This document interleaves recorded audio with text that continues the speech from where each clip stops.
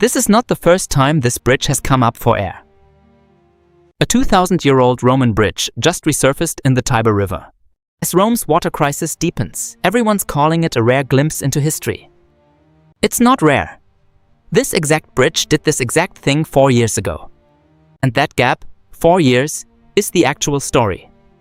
Here's what you're actually looking at: a bridge built under Emperor Caligula, later named after his nephew Nero, that normally sits completely underwater.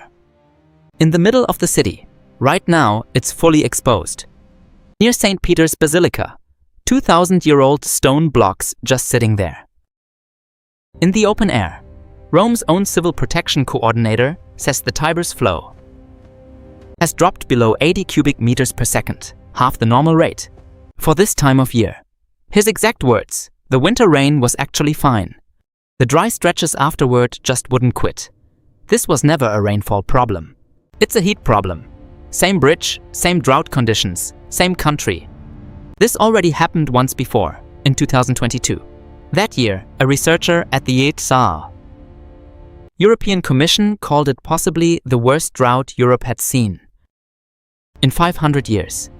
The same drought also exposed a 5,000-year-old stone circle in Spain, submerged since 1963, and briefly uncovered old carved warning stones along the Rhine called hunger stones, literally etched with the years of past droughts, going back generations.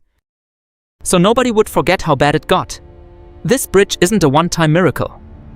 It's turning into a recurring measurement. Now, the numbers that actually matter. The World Meteorological Organization dropped a report on August 11th. Extreme heat is getting more frequent, more intense, lasting longer, covering wider areas than anything in the cooler climate of the past. Their benchmark is 1976, Europe's last legendary heatwave. Since then, Europe has warmed by roughly 2 degrees Celsius, faster than any other continent on the planet. And it's not even really about rain anymore. Record heat is yanking moisture out of the soil, faster than it can be replaced, which is exactly how a decent winter still ends with a bridge poking out of a dry riverbed by August. Here's the part that actually matters. In Western Europe, droughts that used to hit once every 5 years are now 5 times more likely. In Eastern Europe, droughts that used to hit once every 15 years are now 11 times more likely. Here's my bet: forget 4 years. At this rate, this bridge is coming back sooner than that. Do the math on those multipliers yourself, and it won't stop here.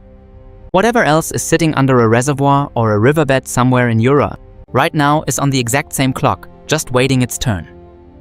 This isn't history repeating, it's a countdown, and somebody forgot to hide the timer. But before you get too fascinated by the stonework, the bridge never needed saving. It's been underwater and fine. For 2,000 years either way, and it'll be fine. For 2,000 more.